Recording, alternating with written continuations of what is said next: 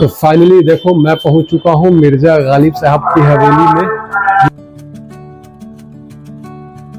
चलो अब मैं उस कमरे में लेके चलता हूं जहां पे उनके द्वारा पसंद की जाने वाली कुछ चीजें रखी हुई हैं। यहाँ बोर्ड पे दिखाया भी गया है कि उन्हें क्या क्या पसंद थी। काइट फ्लाइंग मतलब पतंग उड़ाना।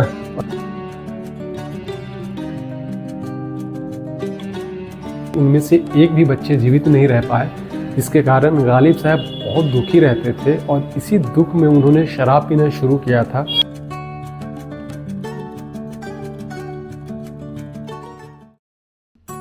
हाथों की लकीरों पर मत जा ऐ गालिब, नसीब उनके भी होते हैं जिनके हाथ नहीं होते।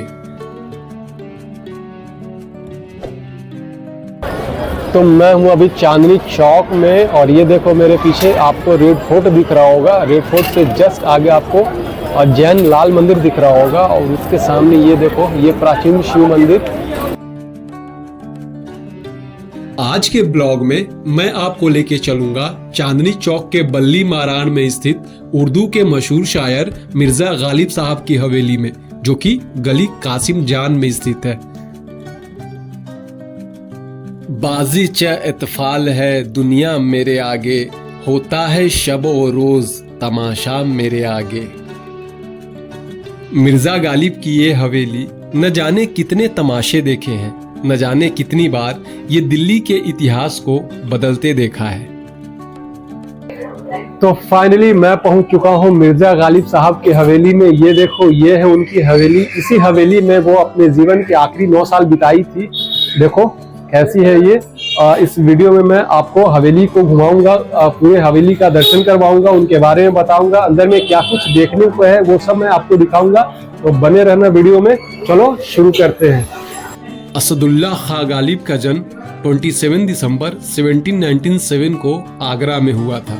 चूंकि बचपन में ही उनके माता पिता गुजर गए थे, जिसके कारण उनका बचपन का परवरिश उनके नानी जी के घर में और उसके बाद का परवरिश उनके चाचा जी के घर में हुआ था। तो गालिब साहब कहीं एक जगह टिक के रहते नहीं थे, वो घूमते रहते थे, घुमक्कर आदमी थे। कहीं भी जाते थे वहाँ पे अपना घर बसा लेते थे और जब मन करता था वहाँ से उठ के कहीं और चले जाते थे। तो देखो यहाँ बोर्ड पे उनके जहाँ जहाँ वो रहते थे उसके कुछ जगहों के बारे में बताया गया है, मैं आपको दिखाता हूँ। गालिब का मुरादाबाद का निवास, गालिब का बनारस निवास का मुख्य द्वार, गालिब का रामपुर का निवास। गालिब को अपने ऊपर बड़ा ही स्वाभिमान था और उसी स्वाभिमान के तौर पे उन्होंने एक शेर लिखी थी जो बहुत ही फेमस है। कि वो शेर ऐसे है और भी दुनिया में सुखनवर बहुत अच्छे, कहते हैं कि गालिब का है अंदाज़े बयां। और 11 वर्ष की उम्र में गालिब दिल्ली आए थे और 13 वर्ष की उम्र में उनका निकाह उमराव बेगम से हुई थी। जब गालिब साहब की विवाह उमराव बेगम से हुई थी तब गालिब साहब की उम्र थी 13 वर्ष और उमराव बेगम की उम्र थी 12 वर्ष। उमराव बेगम गालिब साहब की बहुत ख्याल रखती थी, बट उनके द्वारा लिखे गए शेर व शायरी को ज़्यादा समझ नहीं पाती थी, तो वो ज़्यादा तारीफ नहीं कर पाती थी। तो मिर्ज़ा गालिब साहब को बड़ा शिकायत थी कि हमारी बेगम जान हमारी इतनी अच्छी अच्छी शेर व शायरी की तारीफ नहीं करती है। इश्क ने गालिब निकम्मा कर दिया, वरना हम भी आदमी थे काम के। मिर्जा गालिब साहब को दिल्ली से बहुत प्यार था। वो कहीं भी जाते लौट कर वापस दिल्ली आ जाते थे। उन्होंने अपने जिंदगी के ज्यादातर समय दिल्ली में ही गुजारी थी। उन्होंने दिल्ली के इतिहास को बदलते बहुत करीब से देखा था। उन्होंने दिल्ली में 1857 का गदर भी देखा, साथ ही साथ अंतिम मुगल शासक बहादुर शाह जफर का पतन भी देखा और उसके बाद उन्होंने अंग्रेजों का उत्थान भी देखा है। गालिब को ये हवेली एक हकीम ने भेंट की थी। गालिब अपने आखिरी समय में इसी हवेली में रहा करते थे। इस हवेली की छत, दीवारें, टाट के पर्दे सभी मुगलिया दौर की याद दिलाती है। इस हवेली में आने के बाद ऐसा लगता है मानो हम मुगलों के जमाने में आ गए। गालिब साहब की पत्नी उमराव बेगम ने 7 बच्चों को जन्म दी थी, मगर अफसोस कि उनमें से एक भी बच्चे जीवित नहीं रह पाए थे, जिसके कारण गालिब साहब बहुत दुखी रहते थे और शराब उन्होंने इसी दुख को मिटाने के लिए पीना शुरू किया था और बहुत शराब पीते थे। लोग कहते थे कि इतना शराब मत पियो, ये हार्मफुल है, ऐसे बहुत लोग समझाते थे, मगर वो शराब आखिरी तक पीते रहे, छोड़ा नहीं उन्होंने। और इस पे जब लोग कहते थे कि शराब छोड़ दो, इससे मर जाओगे, दुख होगा, तो उन्होंने एक बहुत अच्छी शेर लिखी है, मैं आपको बताता हूँ। कहूँ किससे मैं कि क्या है, शब ए गम बुरी बला है, मुझे क्या बुरा था मरना अगर एक बार होता। ये सामने में आप जो प्रतिमा देख रहे हो, ये हमारे फिल्म इंडस्ट्री के बहुत ही बड़े राइटर हैं गुलजार साहब। उन्होंने ये यहाँ पे लगवाया है। एक्चुअली में गुलजार साहब ने एक सीरीज़ भी बनाई है मिर्ज़ा गालिब पे, मिर्ज़ा गालिब के नाम से ही सीरीज़ बनाई थी उन्होंने, और बहुत खूबसूरत सीरीज़ है, बहुत ही डीपली बनाया है इनके बारे में, यूट्यूब पे अवेलेबल है। तो अगर आप गुलजार साहब से प्यार करते हो और उनकी जो लेखनी है, उनकी जो डायरेक्शन वो देखना चाहते हो, तो आप देख सकते हो। और नहीं तो अगर आप गालिब से प्यार करते हो, गालिब के बारे में जानना चाहते हो, गालिब के बारे में थोड़ा सा इन्फॉर्मेशन लेना चाहते हो या बहुत ज़्यादा इन्फॉर्मेशन लेना चाहते हो, आप वो सीरीज़ देख सकते हो, यूट्यूब पे अवेलेबल है मिर्ज़ा गालिब के नाम से।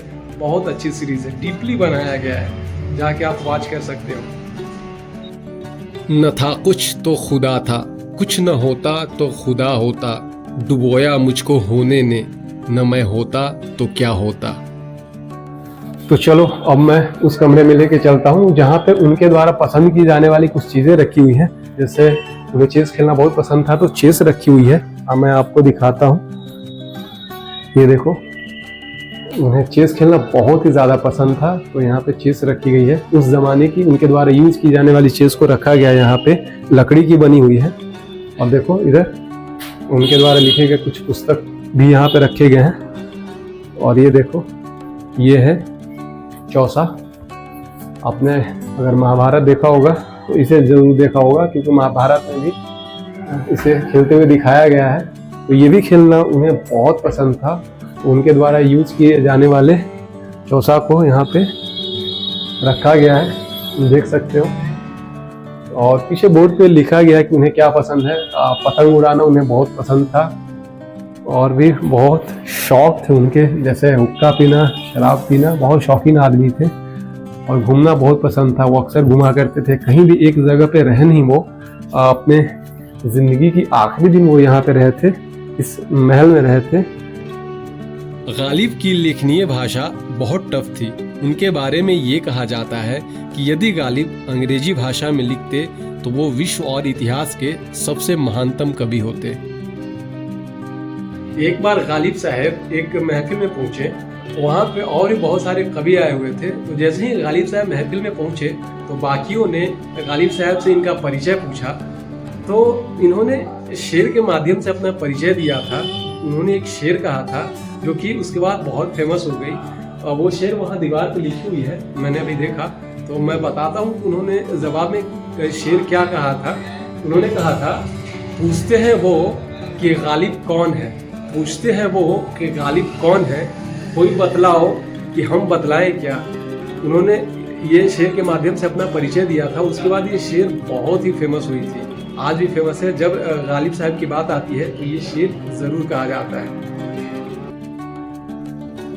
गालिब को गुजरे आज कितने वर्ष हो चुके हैं, मगर आज भी गालिब अपनी रचनाओं के दम पर हमारे अंदर जिंदा हैं। और जब कभी भी लिटरेचर और शेरो शायरी की बात होगी, सबसे ऊपर गालिब का नाम लिया जाएगा। सो आई होप कि आज का वीडियो आपको इन्फॉर्मेटिव लगा होगा, क्योंकि ये वीडियो थोड़ा हटके था, बट ये मेरे दिल के बहुत ही करीब वीडियो है। क्योंकि मैं बचपन से यहाँ पे आना चाहता था, मुझे थोड़ा सा पढ़ने और शेरो शायरी से लगाव है, जिसके कारण मैंने भी एक मेरे ख्वाब जैसा था, आज ये ख्वाब मेरा पूरा हुआ। आई होप कि आपको भी ये वीडियो अच्छा लगा होगा। अगर अच्छा लगा तो वीडियो को लाइक कर देना, चैनल को सब्सक्राइब कर देना। मिलता हूँ आपसे ऐसे ही किसी और इंटरेस्टिंग ब्लॉग में, तब तक के लिए जय हिंद।